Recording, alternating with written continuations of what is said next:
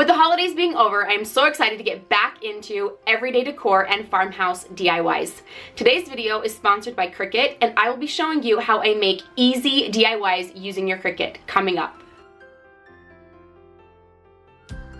Welcome back to my channel, or welcome if this is your first time stopping by. My name is Annalie. On this channel, I do DIYs, home decor, and Dollar Tree dupes, makeovers, all of those fun things. And new to my channel this year, I'm gonna be doing some home updates. Like I said, today's video is sponsored by Cricut, so I'm gonna be showing you guys some very easy and simple DIYs that you can make at home using your Cricut, and I'm gonna show you how easy it is to use your Cricut. So let's get right into the video. So as you guys watch me prep this project, I want to talk a little bit more about the Cricut cutting machine. For those of you who don't know, Cricut is a smart cutting machine that allows you to create personalized projects with hundreds of materials. It works with a software called Design Space that comes free with your machine. This Design Space is where you can create your project and browse from hundreds of images and fonts. Once you've created your design, Cricut Design Space will send it to your machine to cut. This is the design space that I was telling you about right here. So I went ahead and I just typed in Valentine's, and you can see as I scroll down, it literally has so many options. It's really easy, user-friendly. You just type in your search words and then you just keep scrolling through until you find the image that you like, or the images that you like, because you can use more than one. I definitely recommend subscribing to Cricut to use as many things as you want to monthly.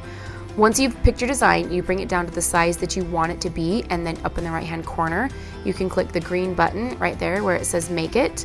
And then right here, it's gonna ask me to connect to my Cricut. I have the Cricut Maker, but once you're connected, it walks you through every single step. So right here where I wasn't connected, it walked me through and told me to connect.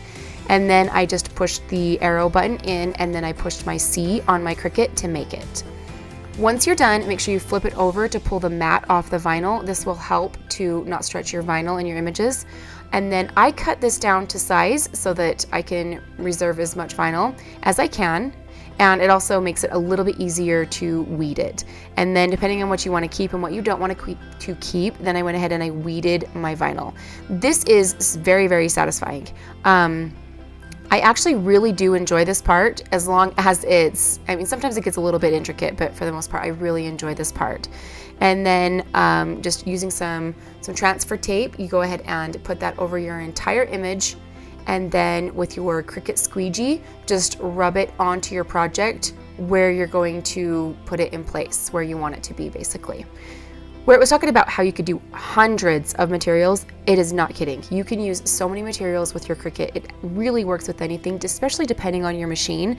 The Cricut Maker 3 will actually even cut chipboard, which is a piece of wood, basically. It's like a lighter piece of wood, or the strength of it is almost like a particle board, like a chipboard, a really heavy duty cardboard, but it's still wood. It's like the wood cutout seeds you can get at the Dollar Tree, and it will cut those out.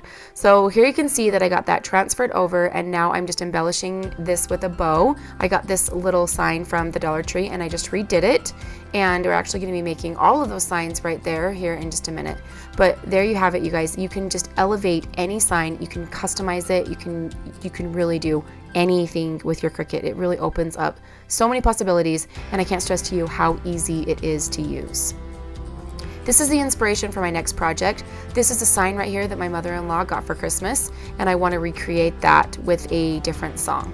So I just went to Home Depot. This is some underlayment board. It's only about 1/4 inch thick, and this is what we're going to be using for the back part of the sign. And then just using my table saw, I went ahead and I cut this down to the size that I wanted it. But if you guys don't have a table saw, you can get these pieces of wood cut for you, or they can cut them at Home Depot. So you can either buy them cut or have them cut them for you. And then just using my chop saw, I went ahead and this is just some 1 by 2 inch furring wood from Home Depot. It's only like $2.50 per stick, and I think it's like 8 feet long. But I went ahead and I cut down my edges with 90-degree angles, because we're going to be doing a frame around this picture. You saw the frame in the one in the inspiration photo. So right now I'm just getting them cut down to the size that I want. I believe my sign measures 24 inches by 20 inches. And here you can see just kind of a closer up shot of the angles of my wood right there. Once that's done, we went ahead and we gave everything a really good sanding, just to knock everything down. I can't stress this step enough. Even though sanding is not my favorite thing, it's my project's favorite thing, I guess. It just does the best for my project. It makes my project look really good. Or better, it takes stain and paint better, and so I really try hard not to skip this step because this is such an essential step to how good your project looks. You guys, I'm so excited about this new tool that I got. This is a belt clamp, and this is an absolute game changer for your frames. So this step I actually learned from a YouTube channel that I used to see, and I don't even remember who it was, so I'm sorry for not being able to give the credit. But I love this trick right here where you use some painter's tape and you line up your frame and then put some glue in each one of the cuts right here, and then you can wrap it up. You'll see, like right here, you can see that we wrap it up and this holds your frames in place while the glue dries. Love this step, you guys. This makes it so much easier to line up your frames. So now that you've got that glued with all four corners here, using the tape to hold it in place, you still want some pressure on it. So enter the belt clamp. All right, this is not sponsored by any means by these guys or whatever. This is just to help me to make my frames. So you just put one of these plastic parts on each one of the four corners, and then you tighten it up, and the belt clamp pulls everything tight. It just, like you can see here, it pulls everything tight. I don't know why I'm struggling to explain this, but it pulls everything tight, holds it in place while your glue dries. You guys, it is the best, I'm telling you. And then right here, I just went ahead, and this is that back piece that you saw me cut out, just using some chalk paint. And I went ahead and I just gave this 2 really good layers, letting each layer dry in between. And this little foam roller actually helps to cover a lot of surface area really quickly. I just got this at the Dollar Tree. Okay, so now I want to show you guys how easy this is if you have sheets of vinyl versus rolls of vinyl. It does not mean that you can't use your sheets if you need a bigger project. So the new Cricut machines will actually cut without a mat, but my Cricut Maker 3 still requires a mat. So right now I am going to be cutting this project, which I can still do projects without having the matless machine. So right here you can see that I'm just lining up the vinyl to basically touch each other right here so that I can have a bigger area of vinyl, since I don't currently have any rolls. I just have sheets. So right here, back into Design Space, since we're going to be designing a picture around a song. These are from some song lyrics. Wow, you guys, I'm struggling. The struggle is real. So this song is a country song. This is just mine and my husband's theme song, not necessarily our wedding song, but it's our theme song. And so I went ahead and I just designed this. You can see how easy it was. I picked 2 different fonts. And then of course, from the inspiration, the bottom was a lot bigger. And so I just went ahead and I cut this to where I wanted it to be. If you guys want something that you don't want to cut that's on the mat, you can right click on the, with the right hand side, and you can hide it. So we've selected vinyl, and now we're gonna go ahead and we're gonna put this in and we're going to cut it. And I'm gonna show you how easy this is to cut using vinyl, especially vinyl sheets, vinyl rolls, however you wanna do it. My Cricut, I have cut paper, fabric, vinyl, chipboard. What else have I cut? Felt. I think I've even cut felt. It cuts everything. You can cut with so many things with your Cricut. It is so versatile. It's easily one of my game changer tools in my craft room. So right here, I sent it to my Cricut. You can see that it is cutting, and I actually am going to get right close here in just a second so that you can see when it cuts over that line that it does so well. So don't be worried if you don't have any rolls of vinyl. If you only have sheets of vinyl, it cuts it very, very well. So you can see that it's not lifting, it's not moving. I only have my hand there just to make sure that it stays in place and it doesn't catch. I'm not holding it down because you definitely don't want to restrict the vinyl from moving while it is cutting. You need to make sure that it is free to do its thing. Just let it be, because it'll do its thing. But you can see right there, there's that line, that crease, and it is doing just fine. So right here I'm using some of the shiny vinyl, and that's okay because this is what I use for stencil vinyl. I like to make stencils with vinyl all the time. In fact, I think I use stenciling more than I use actually just applying the vinyl to my projects, because I like that I can sand off the paint a little bit and make it look a little bit more rustic. So using this to create some lines for me, because I want my lyrics, of course, of my sign to be straight. I weeded out the opposite because you can see that I'm going to be using this as a stencil. So I took out all of the words, and then using some transfer tape, I went ahead and again finding the middle of my sign, which I use pencil for this, by the way, because you can always erase it and sand it off, and it comes off really well. But again, here we go, just with lining up the vinyl.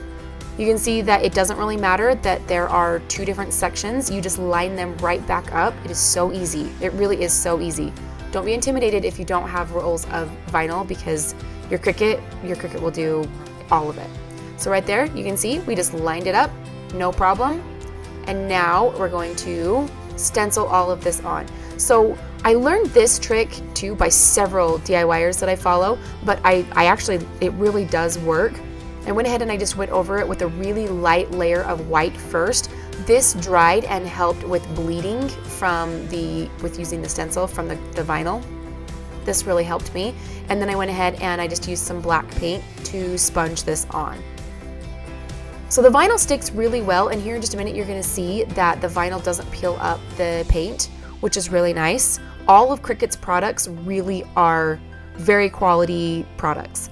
I really like everything. If you're gonna do their transfer tape, which I recommend, just know that they have different levels of tack in their transfer tape. You can get a light tack, a medium tack, and a really, really heavy tack. So just make sure that you know what you're getting, because they all serve a purpose, and if you don't really wanna be using a strong tack for your light projects, because it sometimes can peel up some paint, but I love that you have the option to choose. So now we have everything sponged on. We're gonna go ahead and we're gonna peel all of this off, and don't worry, I don't make you watch all of this, because this definitely is time consuming. It's worth it though, it's worth it in the end.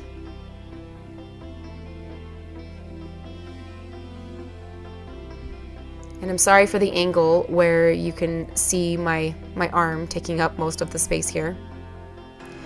But again, so what I'm gonna do is, after this is all off, I'm gonna go over it all with a little light sanding, and whatever words don't come through really well with the paint, I just went back over with a Sharpie and touched up. I don't think you see this step, but I went ahead and I did this because I like how I just have the options of using this with paint. But you don't have to do this with a stencil if you don't want to. You can see that I already had the black vinyl, so you could have cut this out and transferred on the black vinyl, and honestly saved you a lot of time, making it even easier than the step that I chose to take. But I just wanted you to see that you can take it one step further and use the vinyl as a stencil, because you don't have to just put the vinyl on and leave it. You can use it as a stencil, because this doesn't have to be black. You could have made these words any color of paint that you want, which is really nice, because then you don't always need a certain color of vinyl.